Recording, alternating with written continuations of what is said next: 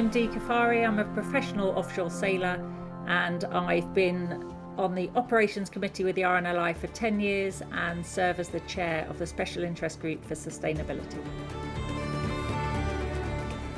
Well, I grew up near the water with my father having a motorboat, so it was like our weekend caravan that went on the water, and every school holiday was spent cruising around. We kept it on the River Thames, so we used to go out the Thames, down to the south coast, then across to France, Belgium, Holland, and have adventures. So I think I learnt my seamanship skills from my father, but also that acknowledgement of where the support or the help was if something went wrong. So I think my awareness was from a really young age. And now, having become a professional sailor, I always joke that they're the people I hope I never have to see. But obviously, you know, I've seen them in action. I've heard the stories.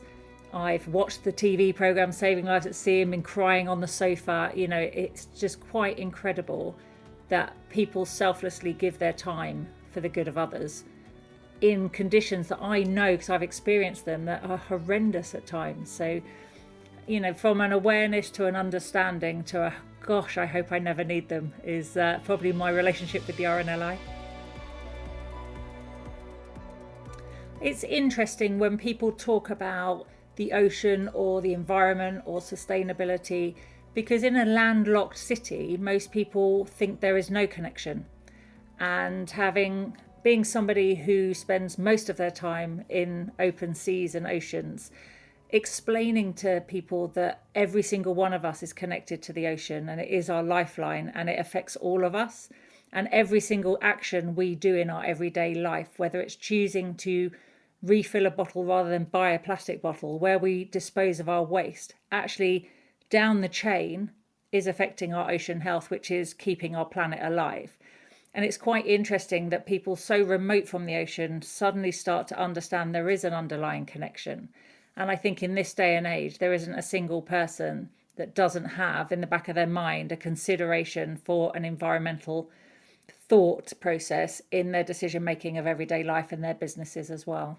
So I've been very lucky. I was invited to join the operations committee, and I didn't really understand back 10 years ago when I was invited to join this quite an influential group of people what that would involve. But over the course of the 10 years, I learned more about the RNLI, more about the challenges they face, and understood what my role was in helping facilitate the RNLI moving forwards. So I slowly learned to use my voice. And in that time, I skippered my most recent round the world, which was Turn the Tide on Plastic, under the Clean Seas Initiative from the United Nations. And so it was a real movement into sustainability, environmental awareness, and the power of sport and athletes having a voice. And then as I'm there as part of the RNLI, listening and going to visit the stations around the coast and see the people, speak to the people, understand the challenges they face, and how out of the 240 stations we have, different stations are focusing on different things and little things are being done everywhere, how we could collate that so as a uniform organisation we're all moving forwards and learning best practice from each other. And I kind of took that role on, and then I was invited to become the chair of the special interest group towards sustainability just 3 years ago, because the RNLI is super aware we're celebrating 200 years, but what we need to ensure is that there's another 200 years of the RNLI doing something quite special.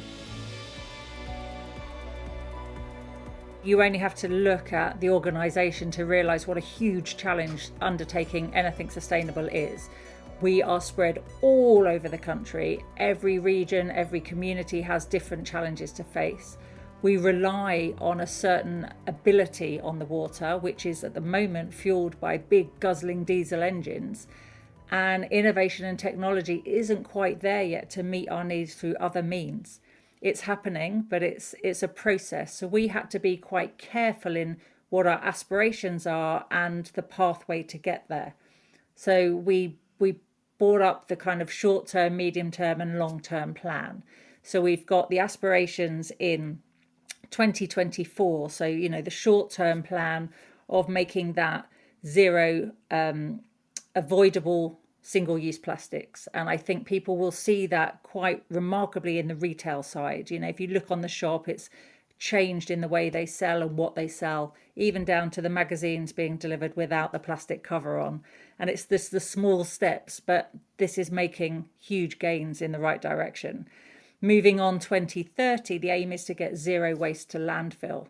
Now, every community is different. Everyone's got a different contract with different organisations. So the infrastructure that we have in our country is different everywhere. So that's a challenge for each station to find out what works for them. And we're trying to collate that and get that data to make that work.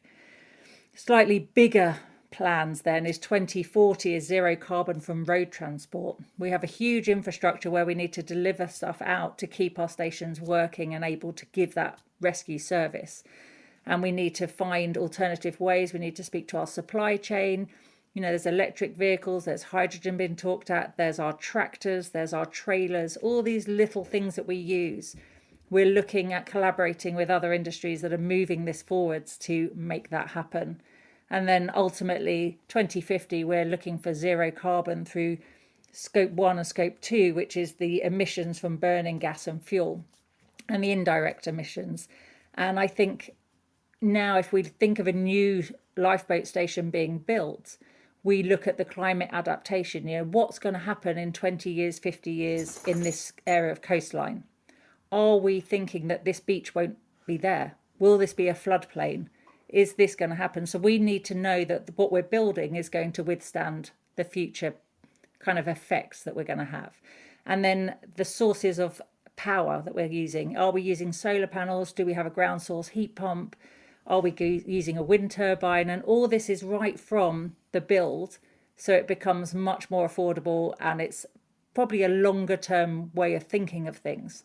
So now as older stations come up for renewal or repair, these considerations are being thought of now, because we know that our coastline as it stands today will not be the same in 50 years. We can see that with our weather patterns changing.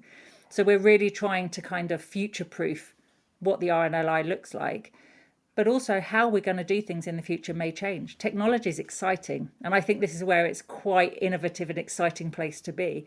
Will we be doing a search and rescue, or will drones be able to do the search and we just go and do the rescue? That will change our needs as an organisation as well. So there's some very clever people within the organisation thinking about what the future could look like. And once their brains start ticking, I think this is exciting for the future. And I'm really pleased that it's in conversations now being had. I think for me, spending so much time on the water, I almost feel the need to see water every day, even walking the dog. It's the environment I really enjoy. And being so aware of how fickle it can be. The RNLI allows people, I think, to relax and enjoy this environment. They help us to understand and learn about the environment so we can be safe, but ultimately they've got our backs if it all goes wrong. So, for me, it's that confidence and comfort that they provide should the worst happen.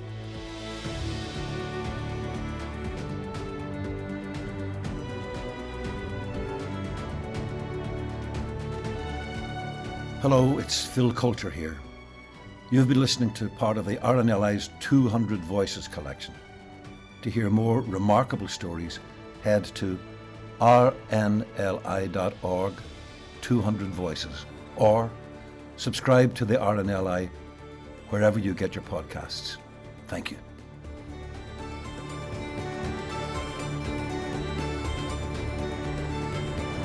"200 Voices" is produced for the RNLI by Adventurous Audio Limited.